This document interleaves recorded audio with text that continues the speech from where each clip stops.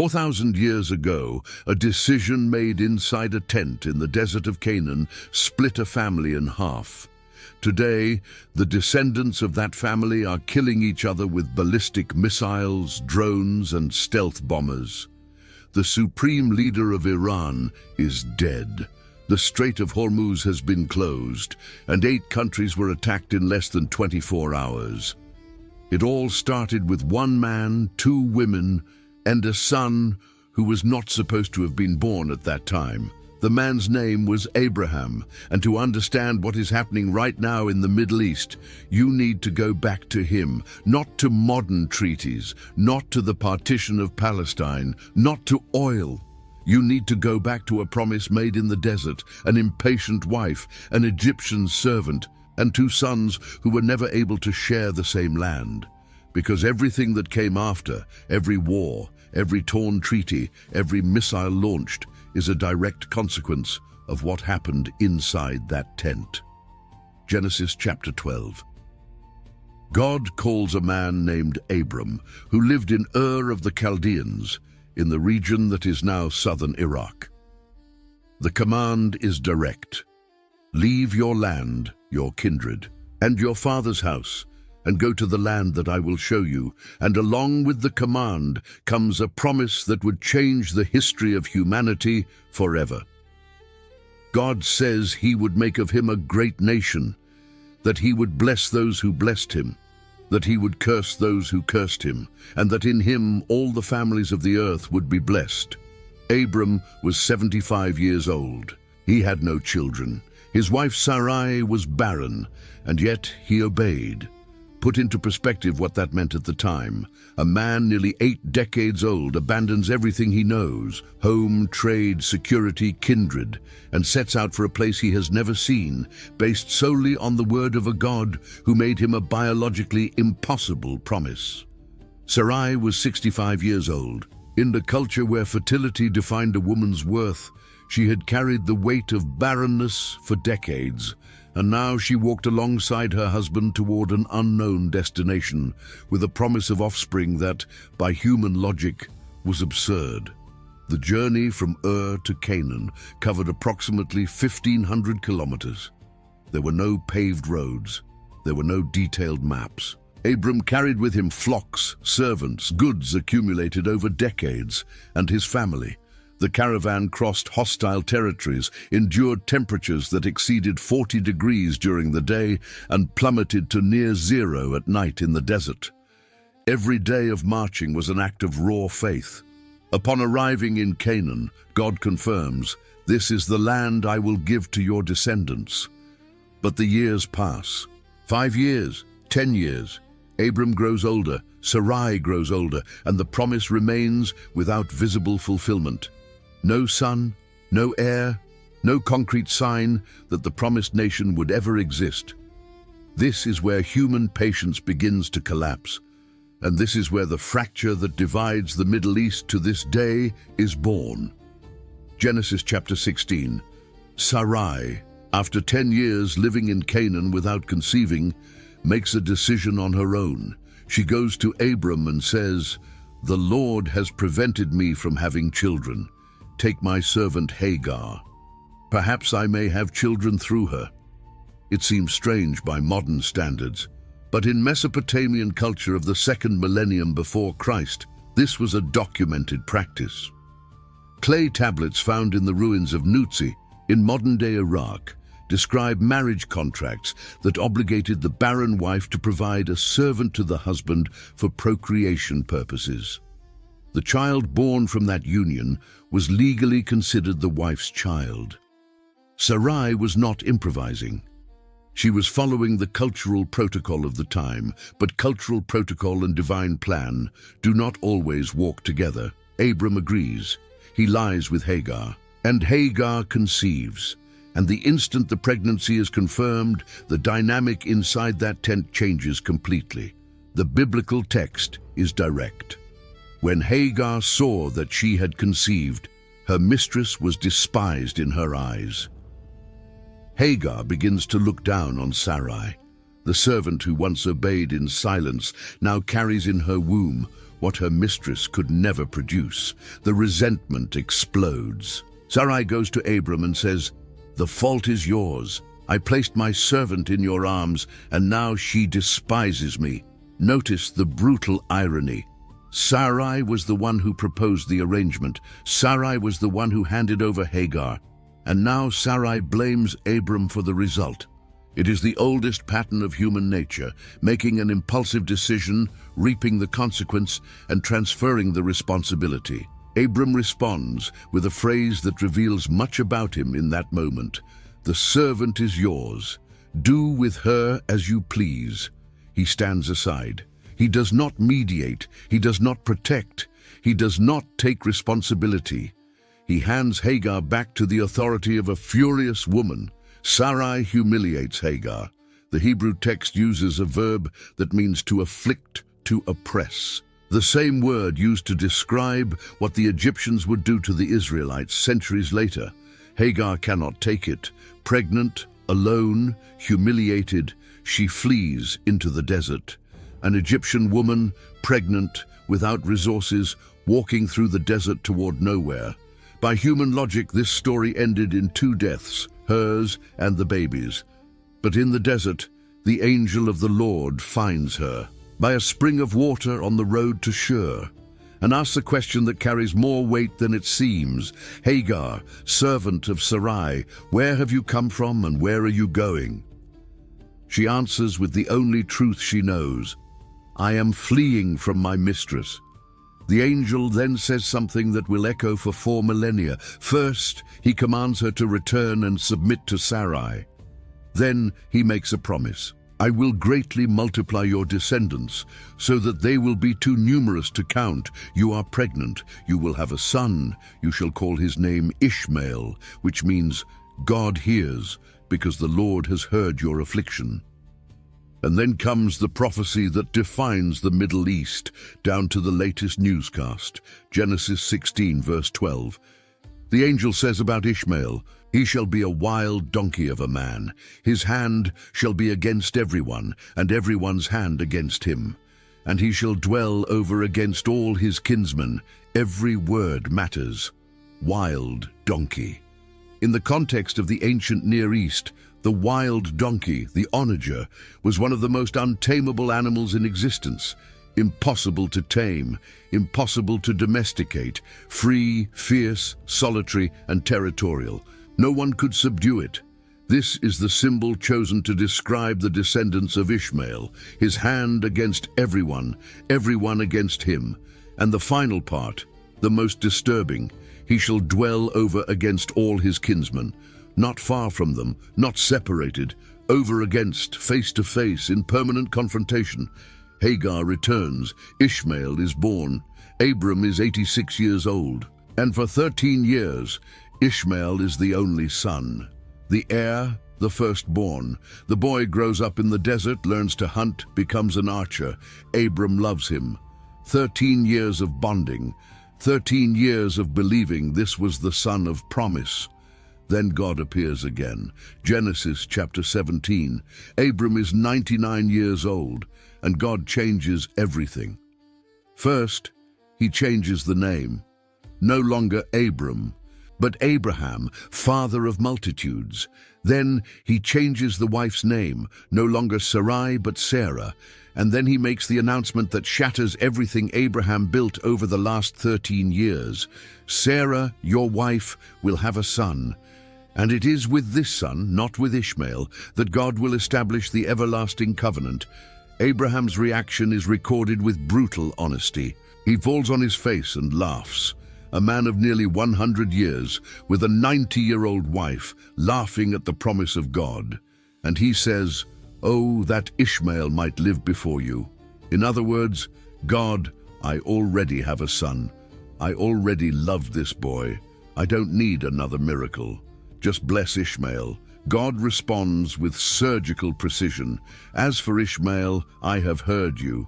I will bless him, make him fruitful, and multiply him greatly. He will father 12 princes, and I will make him into a great nation. But my covenant I will establish with Isaac, whom Sarah will bear to you at this time next year." God does not reject Ishmael. He blesses him, promises 12 princes and a great nation, but he separates irrevocably the line of the covenant. Isaac would be the son of promise. Ishmael would be the son of the flesh, and that separation divided the world. Sarah conceives. Against all biological logic, a 90-year-old woman conceives. Isaac is born. The name means laughter, the same laughter that Abraham and Sarah gave when they heard the promise. But the laughter does not last long. Genesis 21. On the day Isaac is weaned, Abraham holds a great feast, and Sarah sees Ishmael, who at this point is around 16 or 17 years old, mocking. The Hebrew text uses an ambiguous word that can mean anything from playing to scoffing, but for Sarah, that was the final straw. She goes to Abraham and speaks the most devastating sentence in all of Genesis. "Cast out this servant and her son. For the son of this servant shall not be heir with my son Isaac." The text says Abraham was deeply distressed because of his son.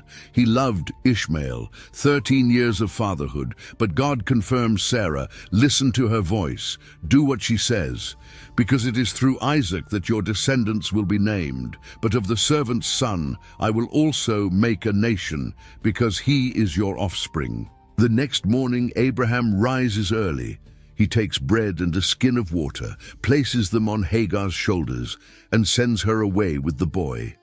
Try to grasp this scene, a father sending away a teenage son into the desert, with bread and a canteen of water, no destination, no protection, no visible promise of survival.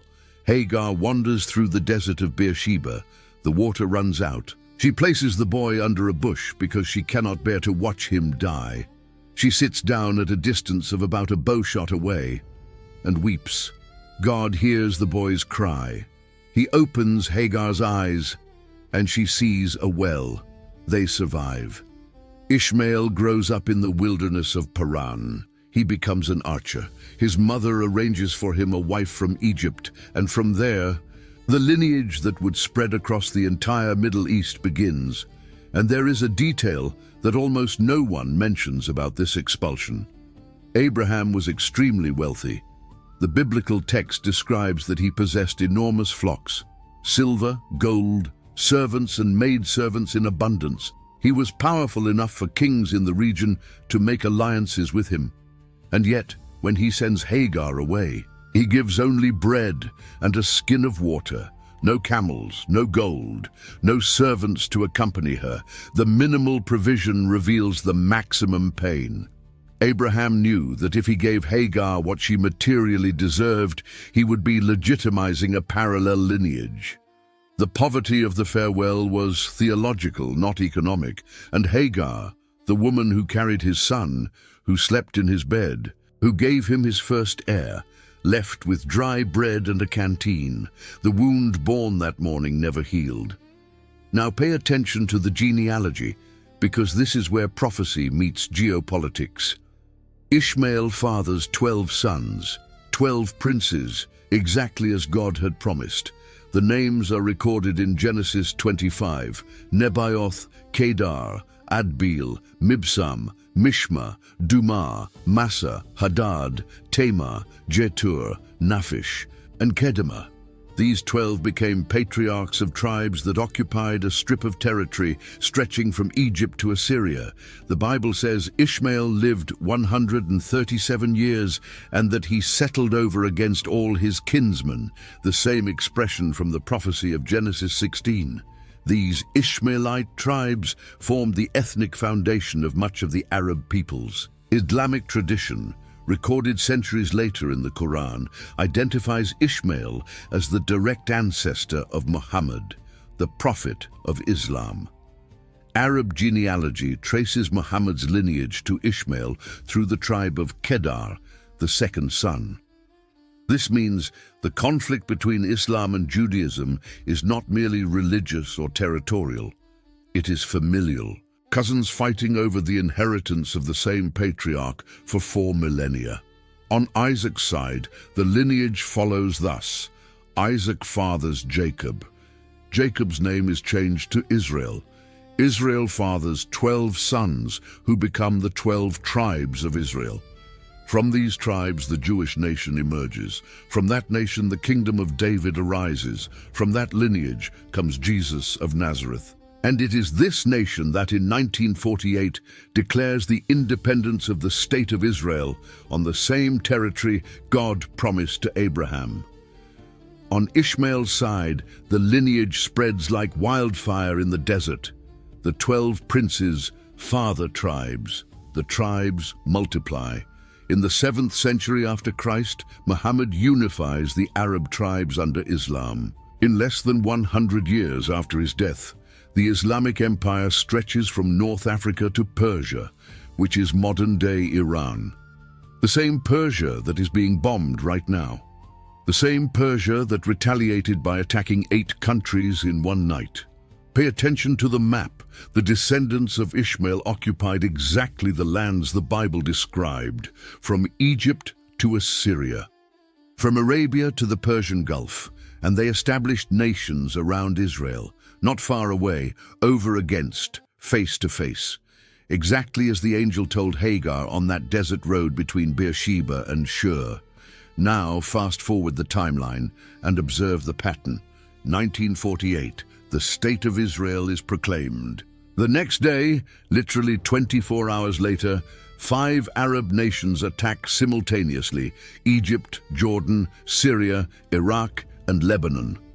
His hand against everyone, everyone against him. Israel, a newborn country with 650,000 inhabitants, faces the combined armies of nations with populations totaling tens of millions and survives. 1967, the Six-Day War. Egypt, Jordan and Syria position themselves to destroy Israel. In 6 days, 144 hours, Israel defeats all 3, captures the Sinai Peninsula, the Gaza Strip, the West Bank, East Jerusalem, and the Golan Heights. The territory under Israeli control triples. In less than a week, 1973, the Yom Kippur War. Egypt and Syria attack by surprise on the holiest day of the Jewish calendar. The first days are desperate for Israel. Heavy losses, defense lines breached. And then the tide turns. Israel counterattacks and, within 3 weeks, is 101 kilometers from Cairo and 40 kilometers from Damascus. 1982, Israel invades Lebanon to fight Yasser Arafat's PLO. 1987, First Intifada, 2000, Second Intifada, 2006, War against Hezbollah in Lebanon, 2008, Operation in Gaza, 2012, Operation in Gaza, 2014, Operation in Gaza, 2021, Clash with Hamas, 2023. The Hamas attack on October 7th kills more than 1,200 Israelis in the worst day of violence since the Holocaust. Israel responds with the largest military operation in Gaza since 1967. And now, 2026, the United States and Israel launch Operation Roaring Lion against Iran. It is a cycle that does not stop. It has never stopped. It has never paused long enough for anyone to call it genuine peace, and it is not for lack of trying.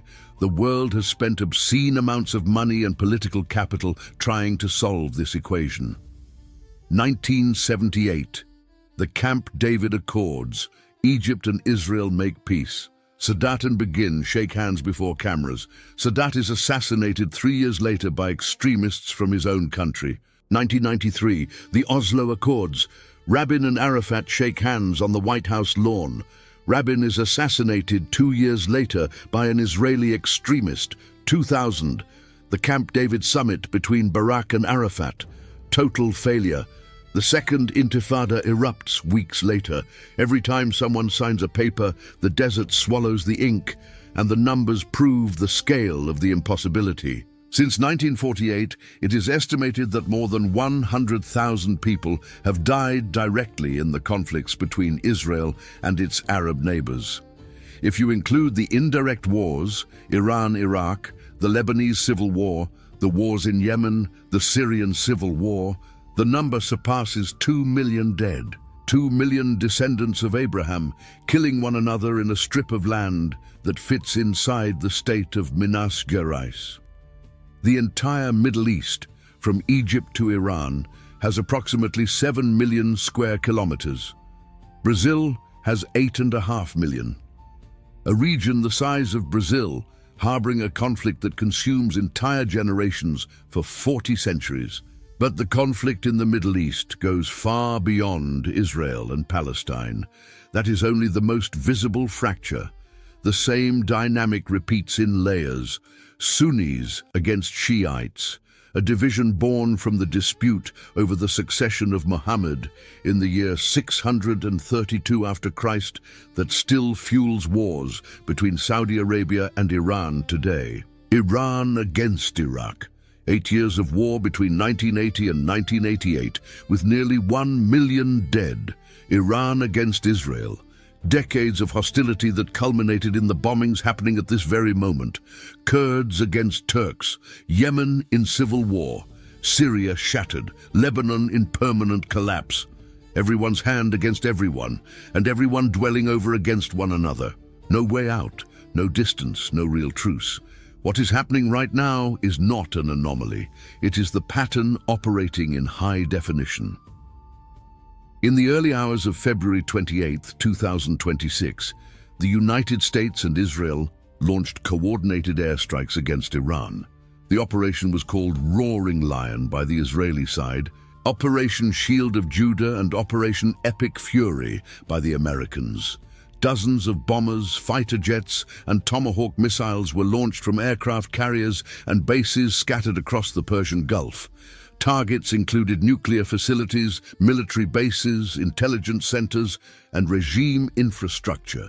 Explosions were recorded in Tehran, Isfahan, Karaj, Kermanshah, and other cities. The supreme leader of Iran, Ayatollah Ali Khamenei, 86 years old, was killed in the bombings. Members of his family as well. The news split the country in half. While crowds took to the streets of Tehran to mourn the death, in other cities, Iranians celebrated with music and honking horns, a country divided even in grief. The retaliation came within hours. Iran launched missiles and drones at 8 targets. American bases in Bahrain, Qatar, the United Arab Emirates, and Kuwait. Israel was struck in Haifa and Tel Aviv. The Revolutionary Guard attacked American infrastructure in Doha. Iraqi Shiite militias joined the attacks against American bases in Erbil.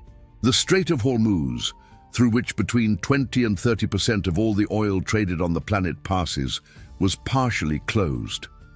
The price per barrel surged within hours. 3 American soldiers were confirmed dead, 5 seriously wounded. On the Iranian side, the numbers were still being tallied when a girls' school in the city of Minab was hit, killing 148 people, most of them children. Pope Leo XIII called for an end to the spiral of violence. The UN Security Council was convened in an emergency session. European leaders expressed concern. Analysts predicted a prolonged war. And while all of this was happening, Netanyahu declared that the offensive would be intensified. All of this in less than 48 hours. The most revealing thing is not the violence itself. Wars happen in many regions of the world. What makes the Middle East unique is that no war there ever truly ends. Pauses, yes. Temporary ceasefires, yes. But lasting peace, never. The divided Korea maintained a tense but relatively stable border for decades. Europe, shattered by 2 world wars, built the European Union and experienced the longest period of peace in its history. Japan and the United States, which bombed each other with nuclear weapons, became strategic allies in less than a generation. But Israel and its neighbors, Iran and its rivals, Sunnis and Shiites, Arabs and Persians, this knot does not come undone, and the reason is deeper than oil or politics. When you read the description the angel gave of Ishmael, wild donkey, hand against everyone, everyone against him, dwelling over against his kinsman, You are not reading a curse. You are reading a description, an X-ray of what that lineage would be, not as divine punishment, but as the natural consequence of a human decision that jumped ahead of God's plan. Abraham and Sarah did not wait. They tried to solve the divine promise with human engineering, and the result was a son who was loved, blessed, powerful, but outside the covenant. And the descendants of that son carry the mark of that separation to this day. This does not mean that Arabs or Persians are cursed. God himself blessed Ishmael, promised 12 princes, promised a great nation, heard his cry in the desert, provided water when death was certain. But the covenant, the channel of redemption, the lineage of the Messiah, passed through Isaac. And that distinction created a wound that no diplomatic treaty can suture, because it is not a political wound. It is a wound of identity, of belonging, of spiritual birthright. Islam resolves this tension in a radical way. It affirms that it was Ishmael, not Isaac, whom Abraham nearly sacrificed on Mount Moriah. The Quran claims for Ishmael the central role in the Abrahamic narrative. Judaism, following the text of Genesis, maintains Isaac as the son of the covenant. Christianity confirms the lineage of Isaac through Christ. 3 religions, same patriarch, incompatible versions, and all centered on the same piece of land, Jerusalem, the city David conquered, where Solomon built the temple, where Jesus was crucified, and where Muhammad, according to Islamic tradition, ascended to heaven. A city of less than 130 square kilometers, disputed by 3 religions that together have more than 4 billion followers. It is the greatest concentration of spiritual claim per square meter on the planet. The Temple Mount, called Haram al-Sharif by Muslims, is the epicenter of the dispute. Jews believe that there Abraham nearly sacrificed Isaac. Muslims believe that there Abraham nearly sacrificed Ishmael. And on that rock, over that dispute, Solomon built the first temple, Herod raised the second, the Romans destroyed both, and the Muslims built the Al-Aqsa Mosque and the Dome of the Rock, layers of faith stacked upon the same stone, and each layer claims the previous one as an invader. When Israeli soldiers captured the Temple Mount in 1967, the army's chief rabbi, Shlomo Goren, blew the shofar and declared, "We are approaching the Temple Mount, the holiest place." Minutes later, Moshe Dayan returned administrative control of the mount to Islamic authorities, in a gesture meant to prevent the religious explosion that the conquest could provoke. Nearly 6 decades later, the Temple Mount remains the most sensitive ignition point on the planet. Every visit by an Israeli politician to the site generates clashes. Every rumor about changes to the status quo provokes waves of violence that spread across the entire region. And at the center of it all is that decision in the tent. If Sarah had waited, if Abraham had refused, if Hagar had never been given, Ishmael would not have been born at that time. The Ishmaelite tribes would not have emerged in that way. Muhammad's genealogy would be different. Islam would have a different origin narrative. And perhaps, just perhaps, the map of the Middle East would not be watered with blood every generation. But it happened, and there is no undoing it. And that is exactly what international negotiators can never incorporate into their models. Every attempt at peace in the Middle East starts from a rational premise. If we define fair borders, if we divide the resources, if we guarantee mutual security, the conflict will end. But the conflict is not rational. It did not begin over borders. It began with a promise, a spiritual covenant, a disputed birthright. And there is no negotiating table on the planet equipped to resolve a dispute over who is the true heir of Abraham. The Abraham Accords, signed in 2020 between Israel, the United Arab Emirates, and Bahrain, were given that name precisely to invoke the common ancestry. The irony is that the name Abraham, the patriarch whose family was torn apart, was chosen to symbolize reconciliation. But reconcile what if the dispute is precisely about which son of Abraham carries the legitimate covenant? The name of the accord carries the very contradiction it tries to resolve. What makes the prophecy of Genesis 16 so disturbing is not that it predicted violence, it is that it predicted permanence. He shall dwell over against all his kinsmen, not for one generation, not for one century, over against, forever, without resolution, without distance, without an end point. The prophecy does not describe a war, it describes a condition, a permanent state of tension between brothers who share the same blood, but do not share the same covenant. Every generation believes it will be the last to see blood in the Middle East. The Babylonians believed it. They conquered the entire region, deported peoples, redrew borders. The conflict outlasted them. The Persians believed it. Cyrus freed the Jews, permitted the rebuilding of the temple, tried to stabilize the region through administrative tolerance. The conflict outlasted them. The Greeks believed it. Alexander the Great swept through the Middle East in a decade and tried to merge cultures through Hellenism. The conflict outlasted him. The Romans believed it. They destroyed the temple in 70 AD, scattered the Jews across the world, and renamed the region Palestine to erase Jewish identity. The conflict outlasted them. The Crusaders tried for 200 years. The Ottomans dominated for 400. The British redrew the borders after the First World War with a ruler and pencil, creating artificial countries that ignored tribal and ethnic divisions. The Americans have invested trillions in diplomacy, military bases, and wars since 1945. And on the first day of March, 2026, as smoke rises from Tehran and sirens sound in Tel Aviv, the pattern remains untouched. 4,000 years, same region, same dynamic, same blood. The only difference is the technology used to spill it. Arrows became swords, swords became cannons, cannons became tanks, tanks became ballistic missiles, missiles became autonomous drones, but the delivery address is always the same. Abraham died at 175 years old. The Bible records in Genesis 25 that Isaac and Ishmael together buried him in the cave of Machpelah in Hebron, the two sons side by side before their father's tomb. It is the last time the biblical text shows the two of them at peace. Abraham died without seeing the reconciliation of his sons, and until now, none of his descendants has achieved what he could not.